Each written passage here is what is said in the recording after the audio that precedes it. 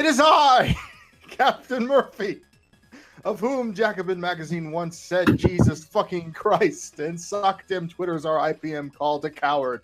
Rest in power, brother. Though I do think he's back under a different name. Damn. But who is Captain Murphy? I'm the necromancer of neighbor Scientology. That's right. I will bring systemic ecological critique back to life. So help me fucking Eris. A professor of class struggle. Nintendo fan. Very sad boy. And all around weirdo. Welcoming you to Leftendo, the voice of the gaming proletariat. And I'm reminding you all that if you don't like long intros, you can go fuck yourself. That music's awesome. Facts. Every week on Leftendo, we perform a holy ritual in nihilist navel gazing so as not to succumb to the Sindam in this eco-geddon time loop. As ever, I'm coming to you from somewhere below the briny deep, where phosphorescent wonders never cease and men fear to tread. Tonight, I am joined once again by fellow communalist shamanistic wizard, Cheetah Squad. Hey, Cheetah! Hey, what's up? Nothing much. Just getting drunk. Tonight, I'm drinking a Wicked Grove apple cider, the nectar of the true lost pagan gods. Speaking of pagan gods, I'm drinking an amber ale from Odin Brewing Co. called Odin's Gift, and fucking awesome. Yeah, it's pretty good. The album art, the hand art is pretty fucking dope.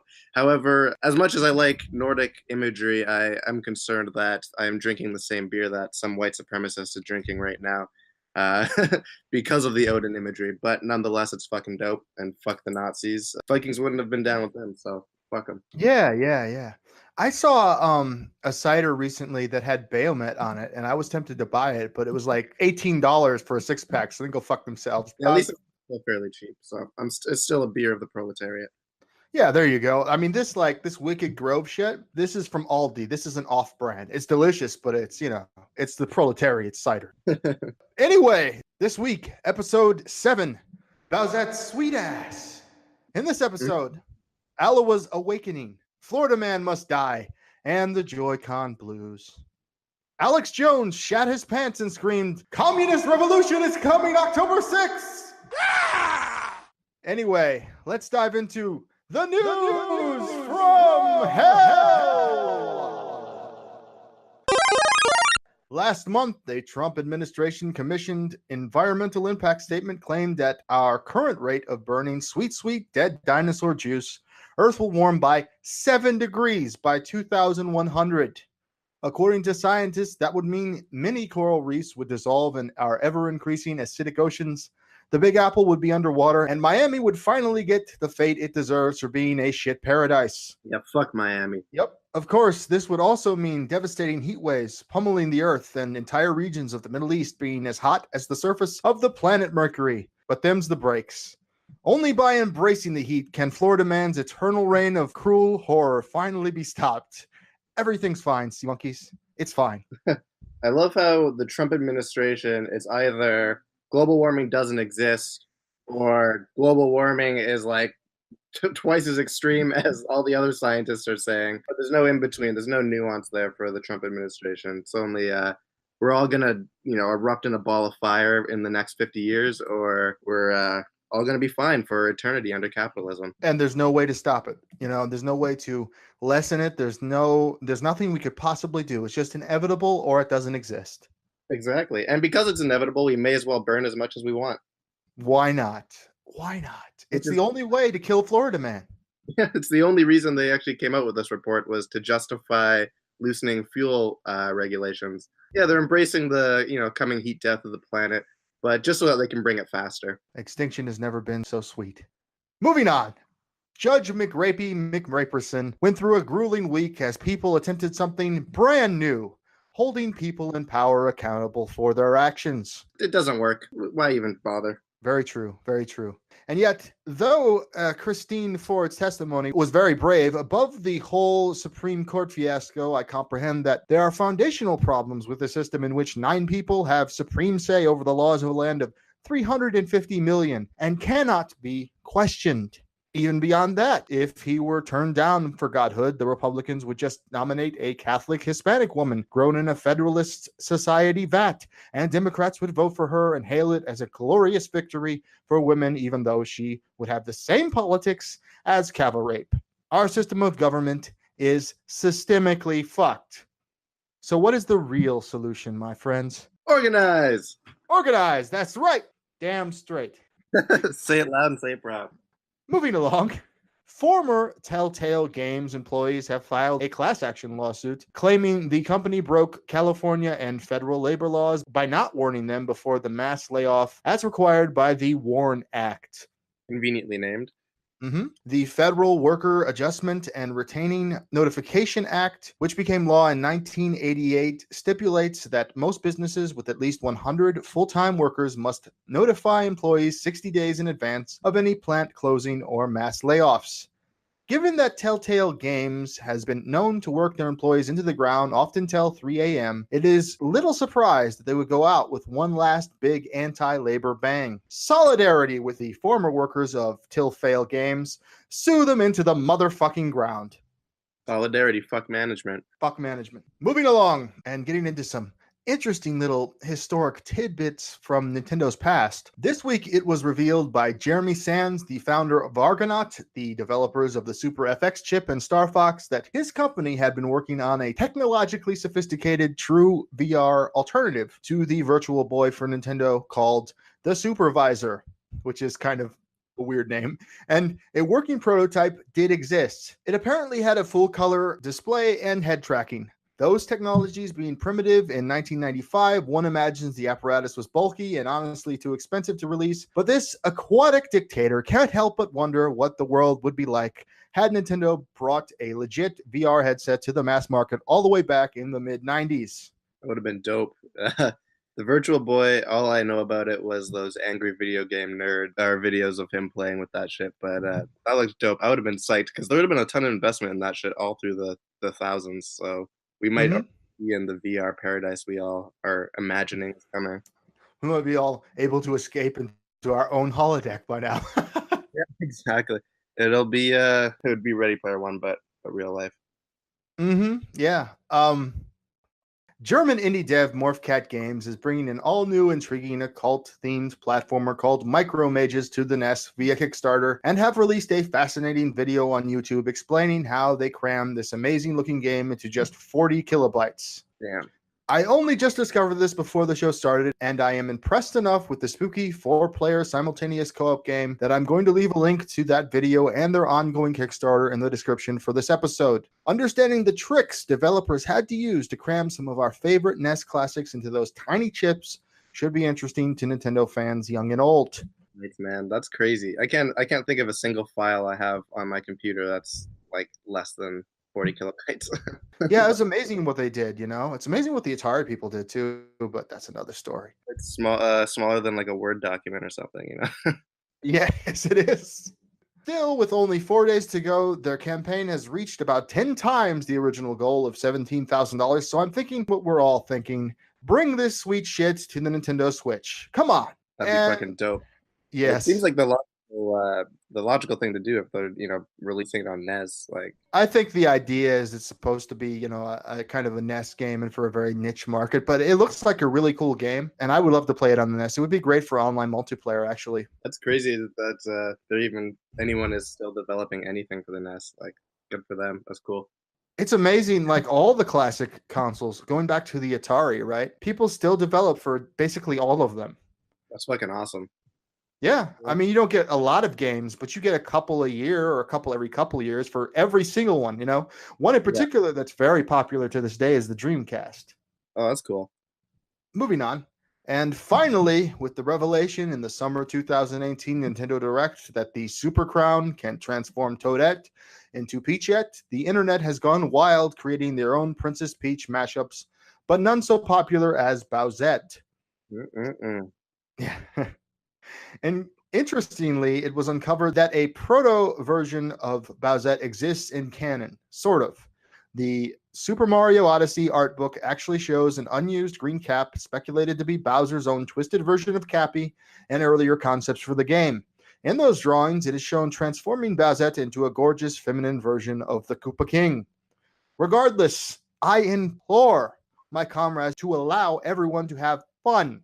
This is a fan-based construct, and that means no label is correct in any real sense, okay? Is Bowsette trans? Absolutely, if that's what you want her to be. Is Bowsette simply a girl version of Bowser? Absolutely, if that's what you want her to be. Is Bowsette a big-ass demon girl? Absolutely, because that's what I want her to be. Bowsette does not exist, furthering a tired form of identitarian nationalism in which you have constructed a headcanon for a fictional character that you use as an excuse to start nasty fights is not only silly, it's counter-revolutionary. If this is your idea of productive revolutionary work, then you're just another joyless, whiny liberal, and I'm fucking tired of you. Shut the fuck up and let people on all sides of this have a little fucking fun in this hellish nightmare we call reality. Well said. But all that out of the way, now it's time for what I've been playing this week. To start off, I would like to ask you, Cheetah Squad, have you been playing anything? I know you don't have a console right now, but have you played anything on your phone you'd like to talk about? Yeah. Well, speaking of consoles, my girlfriend might go halvesies on a Switch with me for an early Christmas present, and that'd be dope. Uh, Fucking awesome. so I'm stoked on that. But I busted out my old Nintendo DS, and all my Nintendo handhelds, like from the SP on, I've owned like three SPs and like two DSs, and all of them, the L and R buttons have broken. So Damn. I have like, like 20 plus, like 25, 30 GBA games, and I have like a little modded DS thing that I can put any games I want on there. I can play very few games, unfortunately, with them, but I have been playing Pokemon. Of course, you don't need LNR for that. Cool. But I've also been playing Wario Land 4. Fantastic game. I fucking love Wario Land. I want a new Wario Land on the Switch. That'd be dope.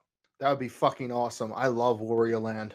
Yeah, I'm a huge fan. Been playing it since the third one, but I've gone back and I've played one and two on emulators. So I've been playing that on hard mode. I've been doing a hard mode run, and it is definitely way harder than the normal one. But I want to beat it so I can get to super hard mode because, yeah, I don't know, I'm a masochist like that. But I have also been playing a bit of Advance Wars 2, classic game. Another one that I love, one of the best ones in the GBA library, if you ask me. They really need to bring that back too, some way. Yeah, the DS versions all sucked. I hated all of them. There was like two or three. They weren't good in my opinion. But yeah, I love Advance Wars. It's a great series regardless. I gotta somehow boost it back. You know, this brings up an interesting concept before we get into what I've been playing. I've had basically every single home console Nintendo's ever made at one time or another. I have most of them now, but not all of them. I don't have an N64. But I had, for handhelds, I had the Game Boy when it came out when I was a little kid. I had the Game Boy Color eventually. I had the Game Boy Advance eventually. And I still have a Game Boy Advance SP somewhere. But when it came to the DS, I only had the first DS, right? And then after that, I don't know, we just got infinitely poor or something because I was still fairly young. I didn't have a job. I was pretty young. They could have bought me one. They never did. I never got a job to buy one. So I just stopped buying DSs. And then before I knew it, there was like 8 of them. So Yeah. Yeah, I never bought them as they came out. I stopped after the SP, but I was happy with GBA games anyway.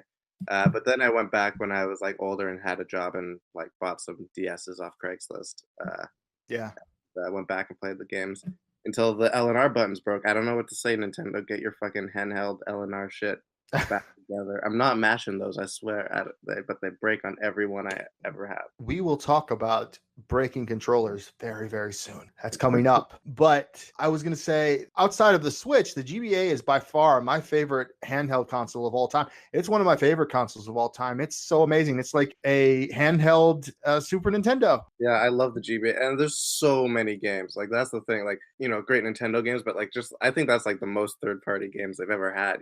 Like there's just like an infinite library of GBA games, and yeah, I went crazy. I got so many of those, and then I got like my cousin is half Thai, so he would go to Thailand and come back with like modded cartridges that had like 20 games on them and shit for me. Yeah, I played a ton of GBA games. That was a big part of my childhood. I fucking loved that thing.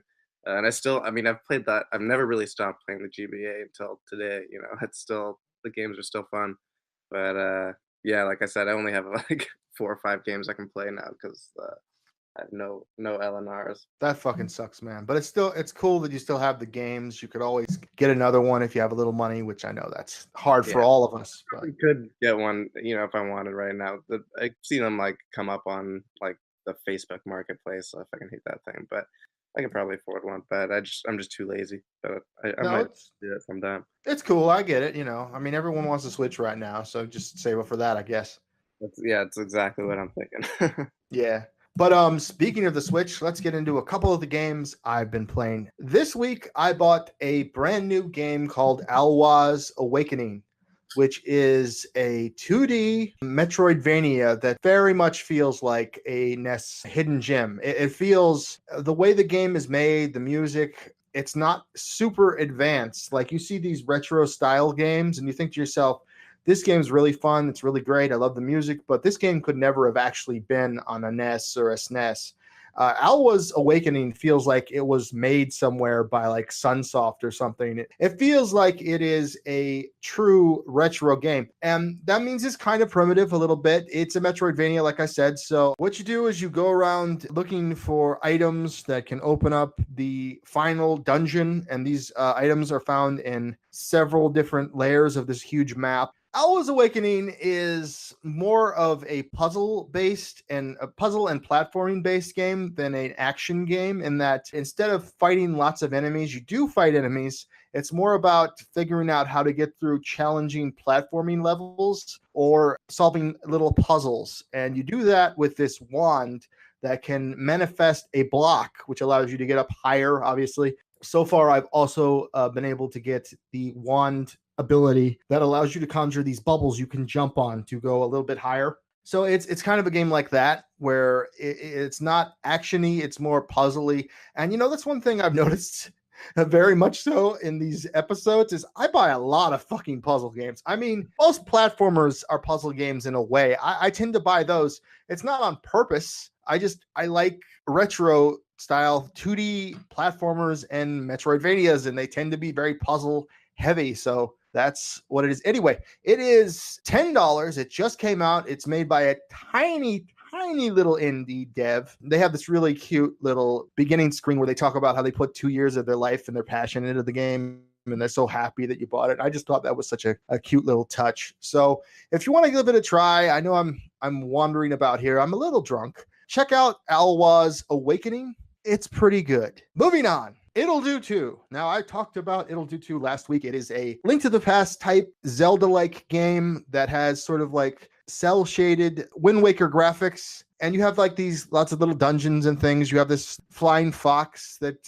goes around with you into these dungeons and over the overworld map. And it's God view, to like slanted, just like Link to the Past. And it's not 2D, it's 3D, but it's all like that 2D style of Zelda gameplay, which I really like. I'm not as big on 3D Zelda games. One thing I've noticed about It'll Do 2 is the dungeons seem easier than It'll Do 1. Mind you, it's been several years since I played that on my Wii U.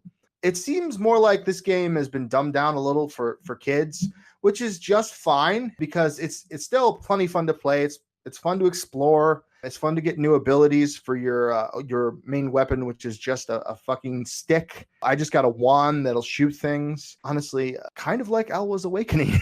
But that helps with solving puzzles. I guess I should talk about the puzzles. The puzzles in the game have to do with moving blocks to get around certain areas in a given like screen in a dungeon, right? And pressing buttons and getting to specific like doors that you can't get to and things of that nature. There are also rooms where you have to kill all the enemies in the room to unlock the door and get to the next room, or there'll be keys you have to find. Interestingly, in this game, you can find in hidden optional dungeons or caves lockpicks, so you don't even have to get those keys, which is cool. I had my niece play this game, and she played it for quite a while today, like 3-4 hours, and she really enjoys it. It's a great, fun little game. The animation in it is great. The graphics, they're 3D and they're cel shaded, so they have this kind of like hand-drawn kind of aesthetic to them. I love all the enemies. All the enemies are either some kind of weird animal mashup or they're like a turnip. Like there'll be a whole bunch of turnip people that have like fencing swords or something. and they're just like trying to fucking murder you. And then there'll be areas in the game where you'll like meet the bosses for certain dungeons who are just hanging out because they're not in the dungeon right now.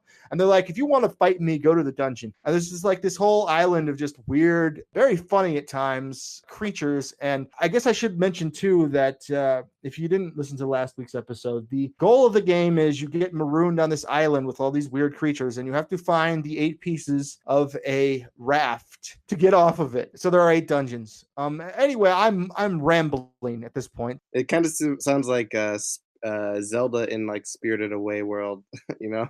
Yeah, a little bit. The art style is more like Cartoon Networky. It's not as painting like, as Spirited Away, but the creatures are very Spirited Away. It's a really good game. It's still on sale, I think, for $15. It's usually $30. And when I'm buying, digital games, I like to get them as cheap as fucking possible. So check it out. It'll do too. It's a fun game.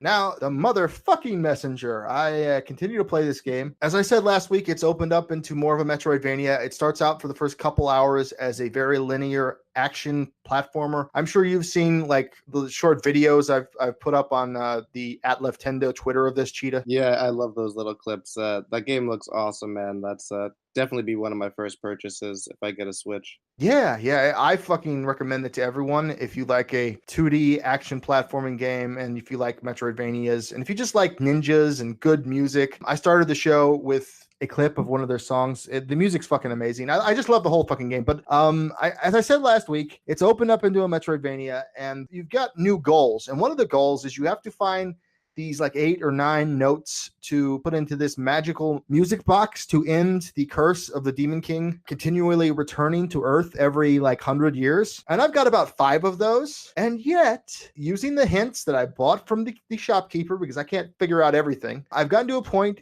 where I have discovered where the Demon King himself is hanging out. And even though I'm not done finding those notes, I have to fight and defeat the Demon King already, which is kind of strange. And I'll tell you, it's not an easy battle. Even though I have to defeat him at this point in the game, at least according to everything I can figure out about it, I don't think it's the end of the game. I think it's another fake out. Like when they faked out that I had ended the game at the Tower of Time, because there's a part of the game in the story where they were going to say, well, we're going to get a new messenger from the future. That's how it always works. It's like an endless time loop. And then it doesn't work out. The new messenger dies. And then, oh, you're going to have to be the messenger again. So I think that's what's happening. I don't know, but I'll keep you all informed about whether or not it is another fake out, because that would be amazing. The story of the messenger is interesting. At first, it's very like, plain. You don't know much and they don't seem to care, but it gets more and more complex the more you go on in the game. Anyway, I love the messenger. Let's move on. Yeah, the messenger sounds fucking dope. I love listening to the story unfold every week. That shit sounds crazy. Yeah, well, I'm trying not to be too spoilery. I've let out like 3 or 4 big spoilers, but there's so much to the game, it really doesn't even fucking matter. It's a great game. Last game I wanted to talk about briefly is The Way Remastered. I got it last week. I told you all to get it. It's only $3 in the eShop right now, and it will remain that until I think the next 3 days. Anyway, it is... Again, it's like an adventure platformer game, like Flashback from the 1990s. It's kind of a throwback to that. And it has lots of great voice acting and interesting puzzles. I really like the story of the game, but I say interesting puzzles, but some of the puzzles have become kind of very like difficult to suss out what I'm supposed to do, which is unfortunate. And it makes me understand a little bit more why it didn't review super well on Steam when it first came out. But that was before they remastered it, added all that voice acting, and added a whole bunch of new checkpoints. Because I feel like if there weren't as many checkpoints, I was talking to Chili Gambino about this in the Leftendo private chat. If there wasn't a bunch of checkpoints in this game, it would be unplayable because it's so difficult at times. Well, with the crazy platforming. Anyway, the puzzles have gotten a little bit difficult, so I have actually had to look up one specific puzzle I'm thinking about, but I feel like it's a game where if you can get into the kind of sci-fi noir kind of sad ass story about a guy who's trying to bring his wife back to life, then you'll be able to work through those kind of puzzles and kind of the issues with the platforming. It's a really beautiful game. It is amazing, like music. I read that the music was made by a guy who had never made music for any video game before. It was his first project, and if you listen to it, you'll find that it's fucking amazing. So anyway, there's a lot going for it. For $3, you should buy it. It's a lot of fun. For $3, you can't pass that up. No, you cannot. All that out of the way, though. Now it's time for the Joycon Blues, and then this week's reading series. My Joy-Cons are broken. Ah! Well, only kind of broken, right? So like what happened is Joy-Cons are known to have faults, and my left Joy-Con has begun to do this thing where both the up button and the nub, when I push up, will sometimes just continue to go up when I let go, right? Yeah, classic. Nintendo has a lot of, even the Wii modes would do that. Mm-hmm. I've tried recalibrating it, and it doesn't seem to affect it too much. Mind you, right now it's not a big deal because it doesn't happen that often. I'm only bringing it up now because yesterday I was playing Alwas Awakening, and there's a lot of parts in that game where you could just fall into like spikes or something, and it just started doing it randomly, and I died, and it's like, oh shit. I hate that. Yeah, it's so fucking annoying. Like, Yeah. when you have a really difficult level and you die every time because of that. I've been there. I think the N64 used to do that as well. So I know that pain well. Seems like a common theme, Nintendo. Get your shit together. Yeah. Well, the Joy-Cons are pretty well designed. It's just there's certain flaws that are well known about them, and one of them is that I've used my Switch a lot more than I've used any console in a long time. You know, like my Wii U, I used it for several months, and then I just stopped using it completely forever. I've used my Nintendo Switch constantly since I bought it. So, I mean, I'm not trying to defend Nintendo, but it's something I kind of expected to happen eventually. You know? Yeah, it's par for the course with most things. Yeah. You only got like a good year and a half of something these days. That's true, though. It's been a little bit less than a year since I bought a Nintendo Switch, so that's unfortunate. These are known faults with the Joy-Cons. Regardless, the thing about the Joy-Cons is it's a design flaw in a way, but it's also a plus because I don't have to throw out the whole thing. I can simply buy new Joy-Cons, right? And I can just pop them in there and I'm done. The problem with that is the Joy-Cons are like $80 fucking. So it's like a third of the price of the console, basically. Yeah, basically. Let me announce right now, people, that I'm not going to be buying games for a little while. I'm going to be buying some fucking Joy-Cons.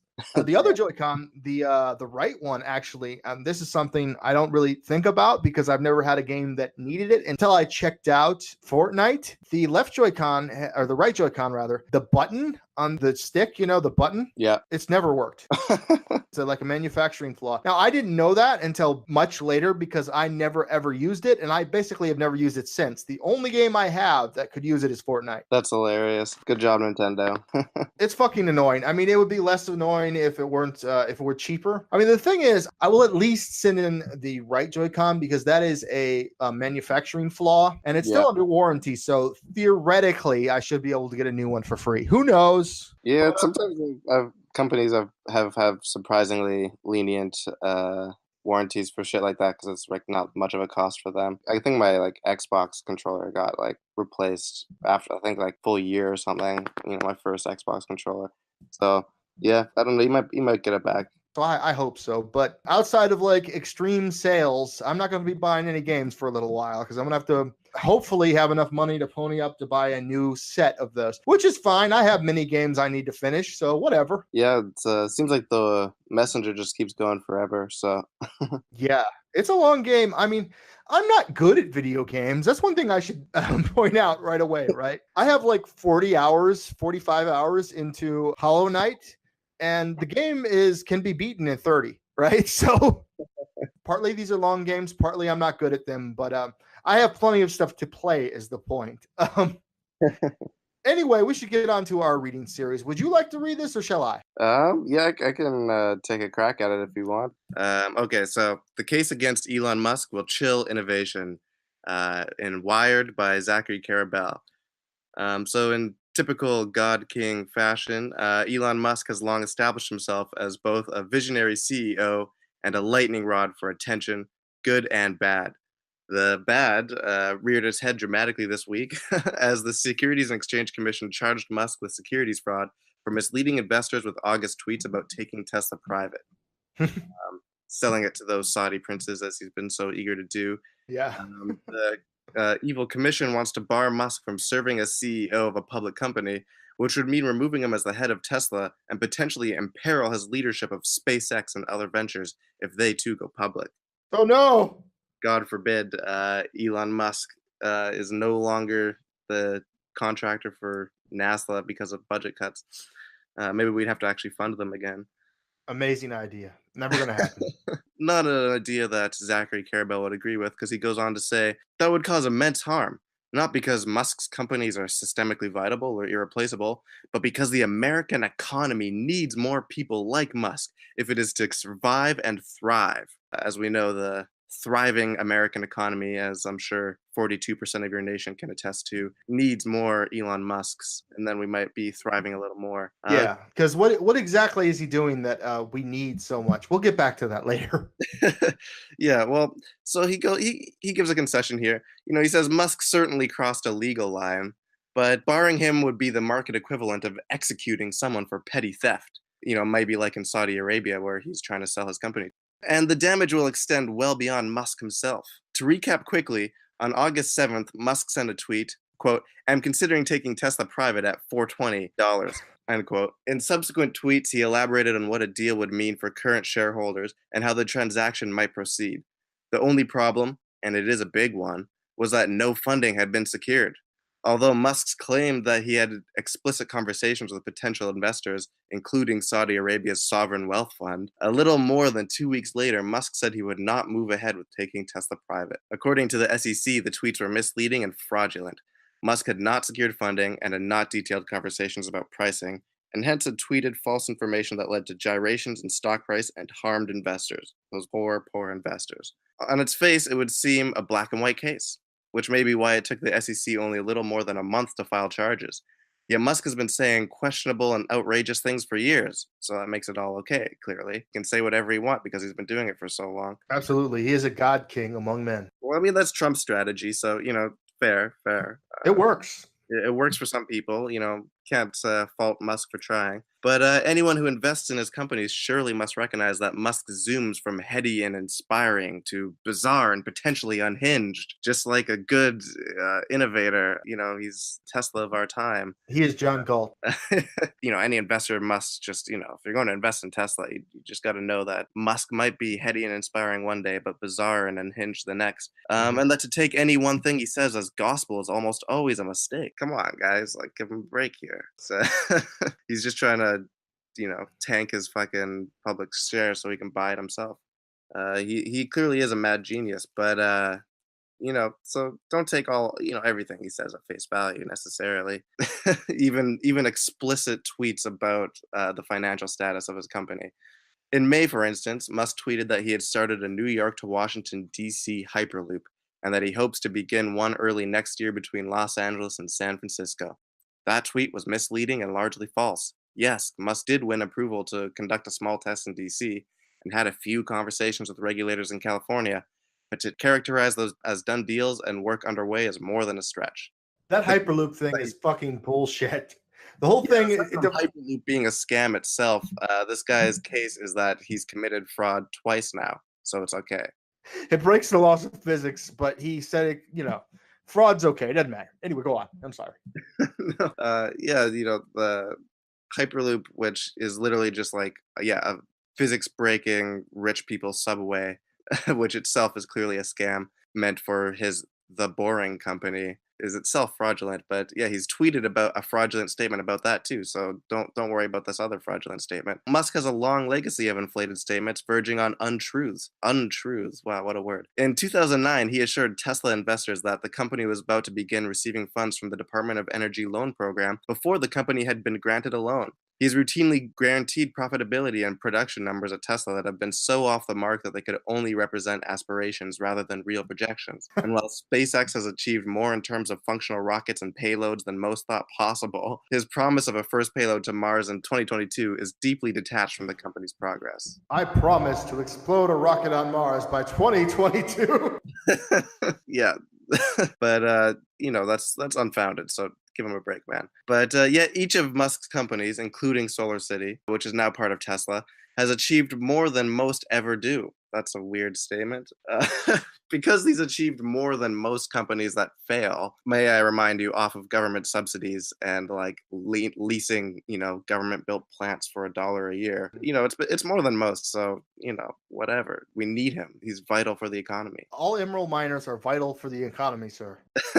Just you too. If you simply had some apartheid emeralds, you too could be an eccentric billionaire. But that's your fault for not having any. So don't take it out on Musk. Agreed. Tesla has shown that you can build a car company from scratch.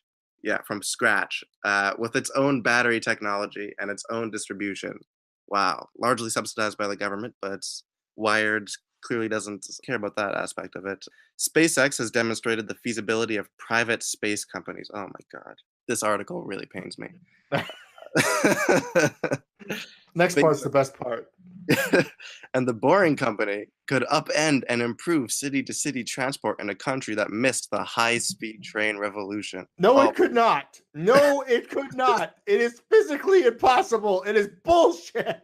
So not only is Elon Musk not going to tunnel between New York and Los Angeles, the only reason America missed the high-speed train revolution is because of the automobile companies, of which he maybe has some conflict of interest in. No. See, you're just some kind of commie. See, he's the king of the mole man. He's going to build these massive underground railways that will, revolutionize transport. Didn't the first 15 minutes of The Incredibles 2 cover this? We don't need any, greedy mole men tunneling between cities. It can't end well. Anyway, Musk's strengths and weaknesses are of a piece. He dreams what many consider impossible and has been able to muster people and money to make some of those dreams real. He believes that he sees what others do not. I'm sure he does believe that. And that too many lack the will and the vision to make quantum leaps. Maybe because quantum leaps are currently impossible, much like the Hyperloop. I'm just imagining Scott Bakula. We gotta stop Elon Musk. One more leap. The line between visionary and madman is sometimes fuzzy. Yet, however, one wishes that Musk were a bit more normal. He simply is not.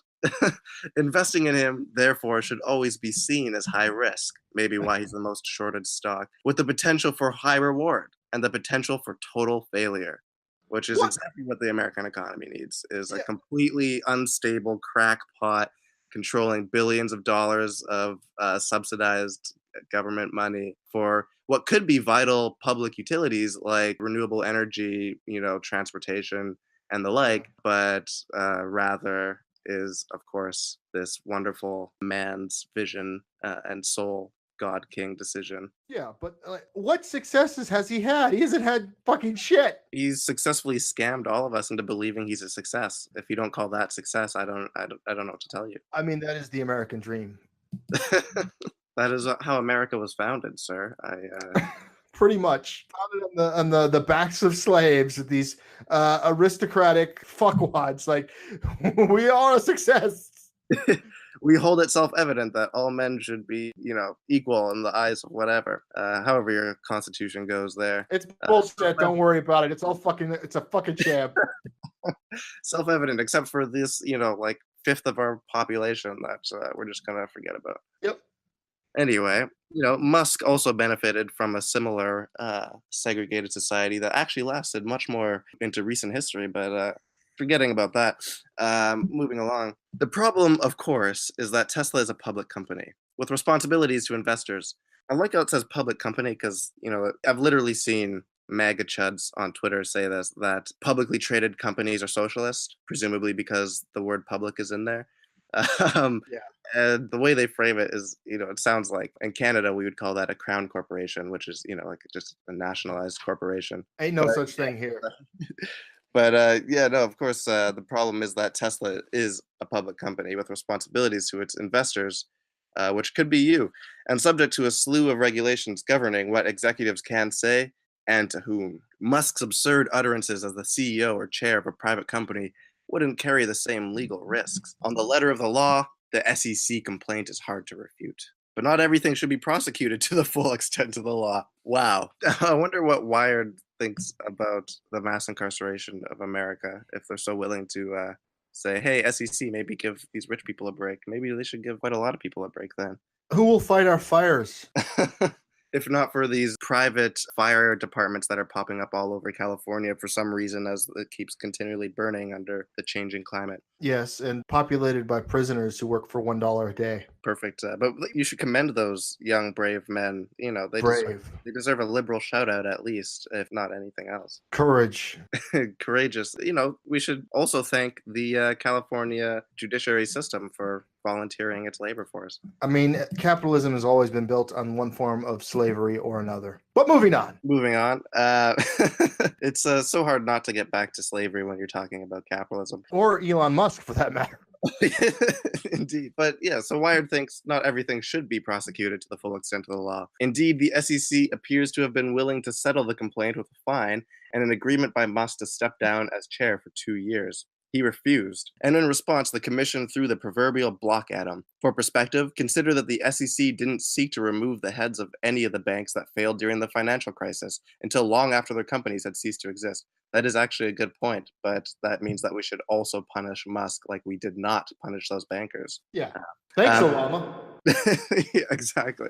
It's a stretch to assert that investors in Tesla are unaware of Musk's makeup, or that anyone who took a gamble on Tesla's stratospheric valuation and historically volatile shares would take Musk's tweet as fact. To the contrary, investors in Musk companies have learned to discount much of what he says in interviews and tweets precisely because so little of what he says has a one-to-one connection with fact and reality. Sounds like a guy you can trust with this vision of American capitalism. True visionary, man. He's basically saying this man is mentally ill, but we need to trust him because he controls a huge corporation. He's rich. He may be like fucking unhinged and delusional, but hey, he's got a lot of money. You should listen, give him a break, listen to what he's got to say. Absolutely. Absolutely. To take his August tweets about Tesla as fraud, therefore, is to detach them from a long legacy of Musk's public speech that bends the truth and sometimes goes well beyond it. So to take his current tweets about fraud is to detach them from a long history of fraud, which would be unfair, of course. This is fucking ridiculous. These people are fucking insane. I'm sorry. This is amazing. Like, how far gone? This is some mental gymnastics, man, to like so much want to kiss Musk's feet that like you're willing to like, I don't even know what this is, man. This article is insane. It's giving me a headache. I gotta take another drink. Anyway, it is not necessary to change the rules to be selective about how rigorously to enforce them. Substantial fines are sometimes a cop-out, but in many instances, they are precisely what's warranted. Like $40 million out of this billionaire's pocket. It's really gonna be a big slap to his face. Penalize Musk, for sure, but not to the point where those rare birds like him have no place in public companies. Regulate. We wouldn't want deranged people like Musk and, I think implied here, Trump, from the way they're talking about Musk, to not be able to control massive sections of surplus wealth in the economy. That would be absurd and socialist and dangerous. Regulations already are pushing some companies to stay private, which may be good for them, but doesn't help create robust and dynamic markets. Or enhance transparency for investors. Damn, man, like this. All these government regulations, Wired really hit the nail on the head here. These government regulations are keeping all these companies out of the market, these billionaires being priced out here. Mm-hmm, mm-hmm. Justice is supposed to be blind, but it is not supposed to be indifferent. What? I thought it was supposed to be objective, but anyway. Not in America. I guess you're just open about that part now. That's take it for granted. The SEC might succeed in removing Musk, but that doesn't mean that it should. And while Musk might be served by yoga breaths before he tweets, attempting to tame his wild, creative energy may not only be futile, but wrong. We need our crazy dreamers, and we need some rules. Finding the balance between them is never easy, but it is vital. So in the end, we have no conclusion here at Wired. Musk is crazy and just deserves our respect for the sake that he's rich. But we may need some rules here and there. They'll give you that, not to say the SEC is totally out of line here. We do need rules and some regulation maybe, but not enough that we would tame the creative energy of a Musk, Mm-hmm. Now, thank you for reading that nauseating article, Cheetah. You did a great service to all of us and the glorious revolution. Painful. The C Lab salutes you, sir. But the reason I wanted to read this article this week is, what has Elon Musk ever done that was successful and changed the world in any kind of meaningful way? I mean, he became a billionaire because he was one of the co-founders of PayPal, a technology, if I recall correctly, he had nothing to do with actually developing. He simply invested in.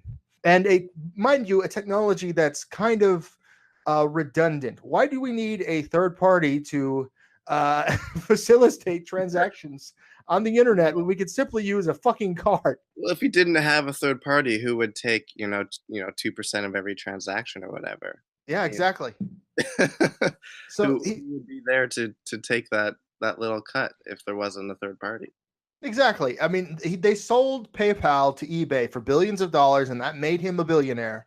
He was already very wealthy from his family's emerald mines, where they exploited black labor in South Africa to enrich themselves. He left, just took a few emeralds with him in his pocket, and he left, and he made himself from scratch over here in America. Definitely, clean slate. Definitely had no help. Came here on his own, man. Mm-hmm. I mean, he's just like a boring nerd with billions of dollars who's like, I'm going to make a space company that explodes rockets continuously for NASA using subsidies from the government. Got some pretty nice hair plugs though. So I mean, you know what? That is the one innovation I actually wanted to bring up. His hair job is very, very good. I don't know if he helped innovate, that, but maybe he should work for Rogaine or something. But I'm serious though. Like, he has never done anything. It has had any substantive value ever. I mean, the best you could say is, well, he has a company that makes electric cars. They're shitty electric cars. They're extremely expensive. Only the bourgeoisie can afford them. Yeah, since he started, he's been talking about this fabled, like affordable $30,000, mass-produced electric car. But it doesn't seem like he's ever made any serious attempt at that in all these years. Yeah, and I would rather buy a Ford or something. It's less likely to fall apart. Yeah, probably. Or catch on fire. One impressive thing he has managed to do is swindle the government. Fuck Elon Musk, but also fuck the American government. So, it's a catch-22 there. It's like, do you want to support swindling the government, or do you want to diss on Elon Musk, Well, I mean, in the sense that I wish the American government, if we're going to have nation states, I wish the American government would actually use their ability to print money to actually help the people that live in our country. In that sense, Elon Musk is not helping that situation at all. Can I bring a couple numbers for how much he benefits from government welfare? Please. Which is not even totally known. For example, New York State is building a $750 million solar panel factory in Buffalo on behalf of Solar City. And the company is going to lease the plant for $1 a year and will not pay property taxes for a decade, which would total to an estimated $260 million. Jesus fucking Christ.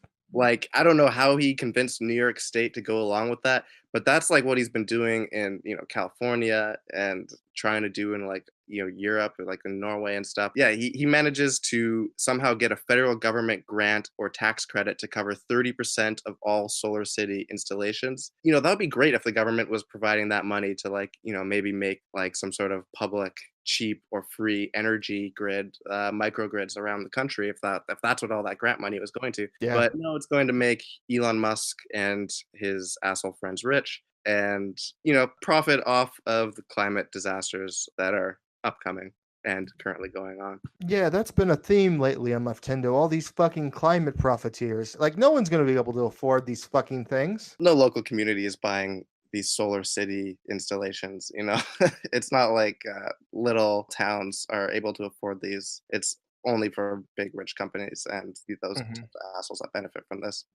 I mean, in terms of like SpaceX, I think the only thing that keeps him going with that, besides the notoriety it gives him, is if he's smart enough to realize this, the fact that climate change is going to destroy the planet and he needs to get off the fucking earth.